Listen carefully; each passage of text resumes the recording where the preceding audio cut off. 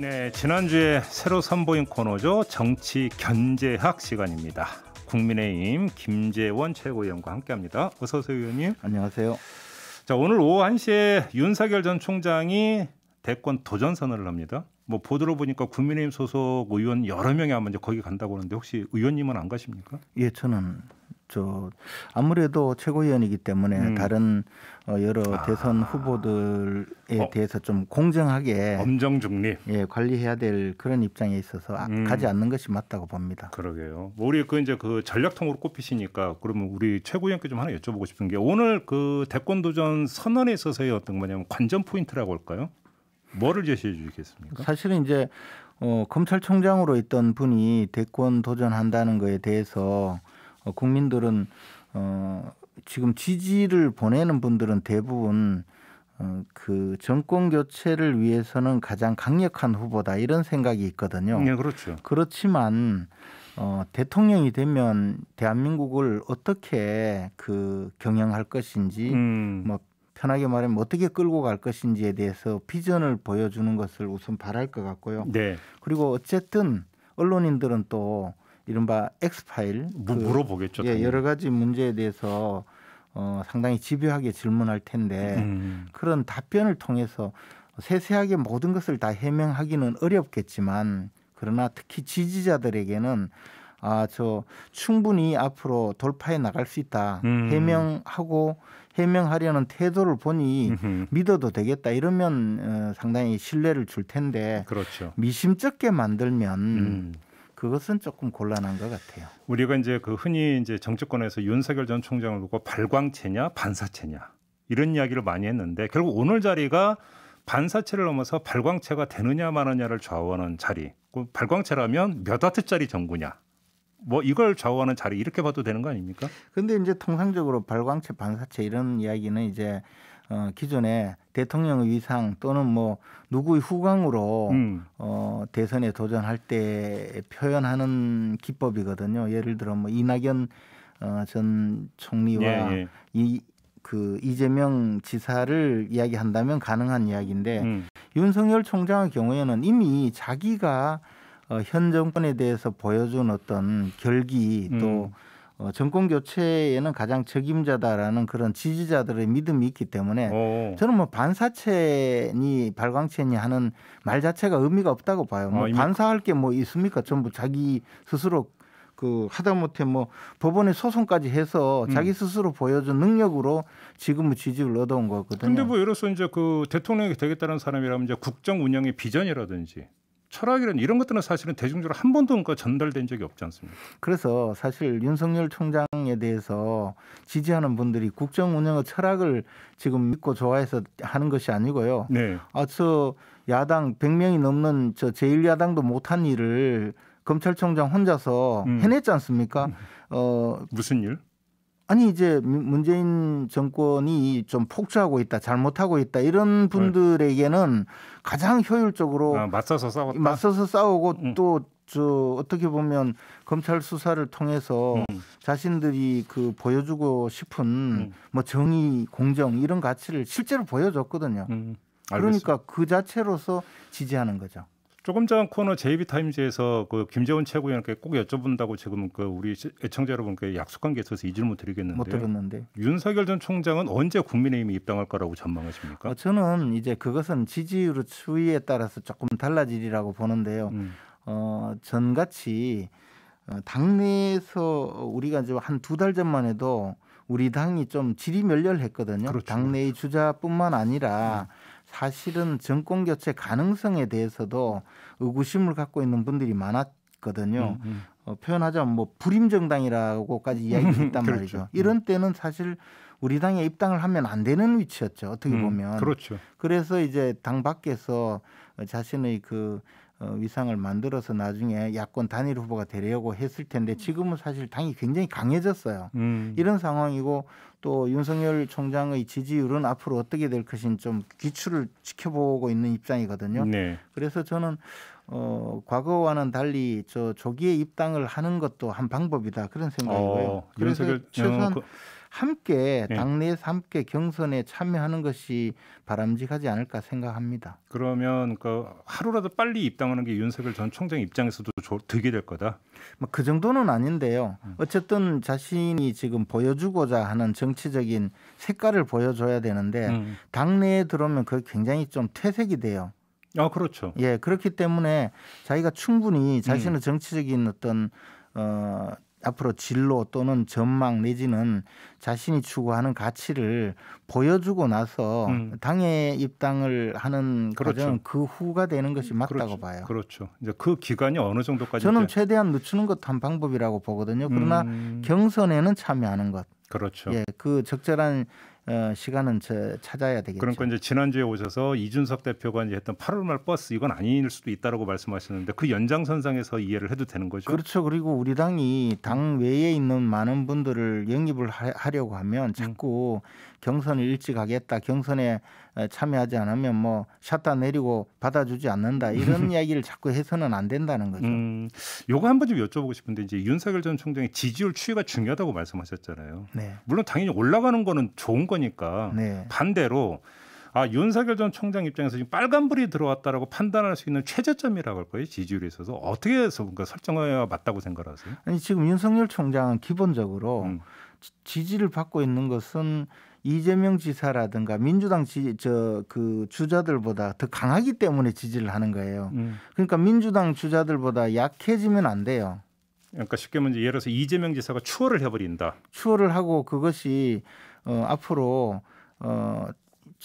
그 윤석열 총장하고 막상막하로 계속 가면 이쪽에서 오히려 보수 진영에서 더 몰아줄 수도 있는데 그 이하로 떨어지면 조금 곤란해지죠. 대안을 찾게 되죠. 그때 되면 경쟁력이 그렇죠. 없다. 예. 그래서 이제 그 보수 진영 어떤 그 표심이 안 될 것 같다. 윤석열 갖고 경쟁력이 없다라고 판단할 수 있느냐 없느냐 이 문제네요. 일단 뭐 그런 날이 오지 않기를 바라고. 그렇게 놓고 본다면 더불어민주당의 경선이 흥행이 되느냐도 상당히 윤석열 전 총장 입장에서 중요한 변수네요. 그렇게 놓고 본다면. 근데 이미 거의 다 끝났다고 봐요 저는. 왜요? 민주당의 경선은. 왜요? 다 보기가 그렇게 너무 상대당이라고 너무 깎아내리시는 거 아니에요? 아니 깎아내리는 게 아니고 이재명 지사가 그만큼 강한 거죠. 그러니까 어차피 흥행이 되려면 좀 막상막하가 돼야 되는데 그렇죠. 그게 안 된다. 결과가 뻔한데. 알겠습니다. 그건 좀 지켜보도록 하고요. 이 점을 여쭤볼게요. 최재형 감사원장이 결국은 이제 전자가 붙었습니다. 어제 그만뒀는데요.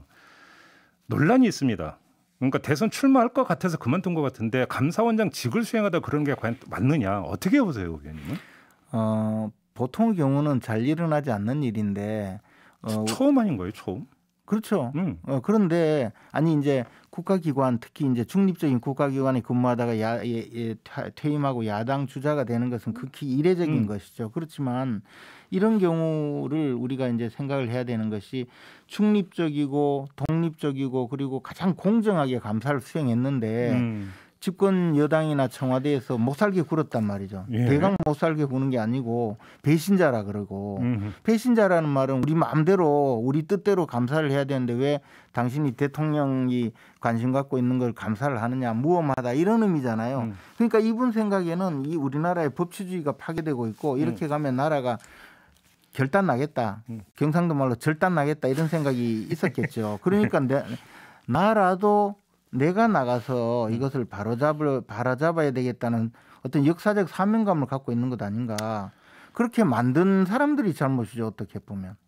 그래도 금도라는 게 있는 거 아니냐는 얘기가 나오잖아요. 저는 이거는 금도가 아니라고 생각합니다. 감사원장을 향해서 대통령이 관심을 갖고 있는 사업이라고 감사를 한 것에 대해서 배신자라고 이야기하는 분들이 금도를 넘었다고 생각하고요. 금도를 먼저 깬 거 이 감사도 그냥 감사가 아니고 여당하고 야당하고 국회에서 만장일치로 국회에서 감사를 요구해서 정말 감사에 따른 것이거든요. 그래 놓고 그러면 여당에서 감사하라고 해놓고 감사를 우리 마음대로 우리한테 유리하게 해달라고 요구한 것이잖아요. 그래놓고는 또 배신자라 그러니 알겠습니다. 그 당하는 사람 입장에서는 이게 나라가 잘못되어 간다고 생각했죠. 똑같은 질문인데 그러면 그 최재형 전 감사원장은 언제쯤 국민의힘에 입당을 해서 경선에 뛰어들 거라고 전망을 하세요? 대선에 출마한다면 그분께서는 조금 일찍 하시는 게 맞다고 봐요. 왜냐하면 윤석열 총장은 아까 말씀드렸듯이 지금 지지율 1위이기 때문에 정권 교체를 바라는 분들의 입장에서는 잘 되기를 바라고 계속 밀어주려고 해요. 네. 근데 최재형 감사원장은 그 다음의 순서거든요. 워낙 후발주자다. 그렇죠. 그렇기 때문에 장외에서 너무 활동을 하시는 것은 오히려 주목도를 떨어뜨리거나 더 나가서 앞으로 지지자들을 많이 모을 수 없는 상황이 될 수가 있어요. 아, 그렇게 보시는구나. 네. 오히려 이제 국민의힘에 빨리 입당하는 게 본인 입장에서 좋다. 그럼 지지율 탄력받아서 올라갈 가능성이 있다고 평가하세요? 그렇죠. 그렇게 보세요? 지금 윤석열 총장이나 최재형 감사원장에 대해서 국민의힘 지지자들이 보면 그 여론조사상 이렇게 보면 윤석열 총장의 경우에는 60-70% 정도의 지지를 얻고 있거든요. 국민의힘 지지층 안에서. 네. 예.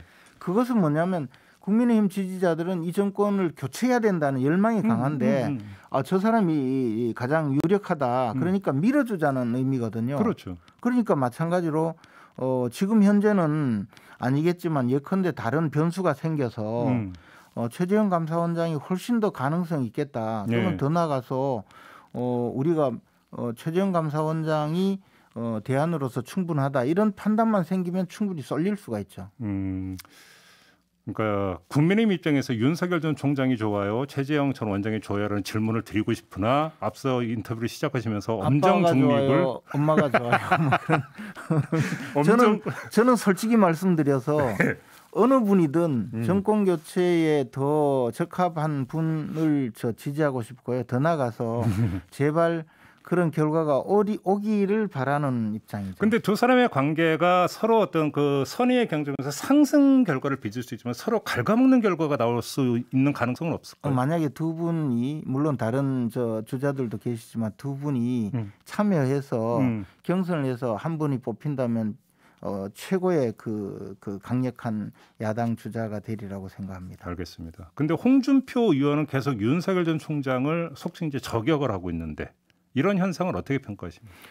원래 홍준표 대표님은 아무나 공격을 많이 했었죠. 그동안에. 당대표 시절에도 사실은 뭐 헌정사상 처음으로 당대표가 소속 의원을 양아치니 뭐 이렇게 공격을 하신 분이죠. 자기 마음에 안 든다고. 예. 그래서 좀 자제를 해달라 이렇게 부탁을 드리는데 사실은 대선 후보는 국민의 지지를 얻어야 되고 지지를 얻는다는 건 사람 마음을 얻는 것인데 누구를 공격해서 내가 그 마음을 얻기는 좀 힘들거든요. 그런 측면에서는 조금 순화하시는 것이 좋지 않을까 그렇게 생각이 듭니다. 그런데 솔직히 여권 일각에서는 홍준표 의원의 활약상이 윤석열 전 총장의 지지율을 상당 끌어내릴 수도 있지 않느냐라는 기대를 갖고 있던데. 근데 이제 홍준표 대표님 말씀은 사실 가만히 들어보면 상당히 재미있거든요. 예. 그래서 또 뭐 그런 정도로 생각하기 때문에 예를 들어서 공격을 한다고 해서 홍준표 대표님이 공격을 한다고 해서 그분의 지지율이 크게 떨어지지는 않고요. 그렇다고 봅니다. 그래서 여권에서 바람은 그렇게 좋은 결과가 올 것 같지는 않고요. 언제든지 여당을 향해서 여권을 향해서 더 심한 공격을 할 수 있기 때문에 별로 워낙 이제 그분은 난사다. 조준 사격이 아니라 난사다 이런 표현이. 총기 난사 아시죠? 황교안, 윤석열 두 분의 관계를 어떻게 정립이 될 거라고 보십니까? 대선 경선 과정에서? 황교안 대표님은 사실 지난 총선에서 우리 당이 굉장히 우세한 국면으로 갈 수 있는 것을 좀 관리를 잘못해서 선거를 망친 분이거든요. 최근에 제가 죄인입니다. 뭐 이런 책도 내시고 하셨는데 지금 사실 그냥 그 대선에 뛰어드는 것은 좀 국민들로부터 아예 관심을 받지 못하고 있거든요.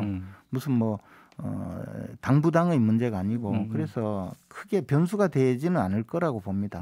어떤 말씀을 하셔도. 아 그래요? 예, 별로 주목도 못 받을 주목을 받지 못하고 계시기 때문에. 예. 예, 그래서 그런 점은 뭐 스스로 조금 돌이켜 보시는 것이 좋지 않을까 생각합니다. 알겠습니다. 마지막으로 이걸 좀 여쭤볼게요. 이제 국민권익위원회가 오늘부터 국민의힘 소속 의원과 그 가족들에 대한 이제 부동산 투기 전수조사에 들어가는데요. 네. 그러니까 일단 예정은 한 달입니다. 물론 약간 늘어날 수도 있다고는 밝혔습니다만 그 결과가 당에 어떤 영향을 미칠 거라고 전망하십니까? 뭐 저희들은 사실 민주당에 주로 땅 투기꾼들이 많이 모여 있고 네. 최근에 보니까 청와대 비서관들도 뭐 반부패 비서관 또는 정무비서관도 네, 뭐 농지를 사실 농지 그 정도 면적이면 소 한 마리 있어야 농사를 지을 정도의 면적인데요. 예. 그런데 우리 당에는 없을 거라고 저는 확신을 하고 있는데 뭐 걱정은 됩니다, 솔직히. 그래서 아니 확신하는데 왜 걱정을 하세요? 확신하는? 모르니까요. 네. 그래서 만약에 비슷한 정도의 또 문제가 나온다면 야당이기 때문에 여당이 했던 조치보다는 더 강하게, 더 세게, 예, 강한 조치를 할 수밖에 없는 상황이죠. 더군다나 대선을 앞두고 있는데 야당의 입장에서 우리가 이만큼 공격을 해놓고 저도 많이 공격했는데 공격해놓고 우리는 봐주자 이렇게 할 수 없거든요. 그러면 예를 들어서 뭐 경우에 이거는 좀 약간 법률 위반 소지는 있지만 투기는 아니니까 봐줘야 된다 이런 거 없다. 아마 특히 이준석 대표도 그런 입장이던데요. 여당보다는 더 세게 더 센 수준으로 더 강력한 수준으로 제재를 할 것이다라고 이야기를 하고 있고 저도 그 점에 전적으로 동의합니다. 그렇게 가야 된다고 보고 예. 뭐 그 결과 나오면 좀 다시 한번 이야기하죠. 예. 알겠습니다. 오늘은 이렇게 마무리할게요. 고맙습니다, 위원님. 고맙습니다. 국민의힘의 김재원 최고위원이었습니다.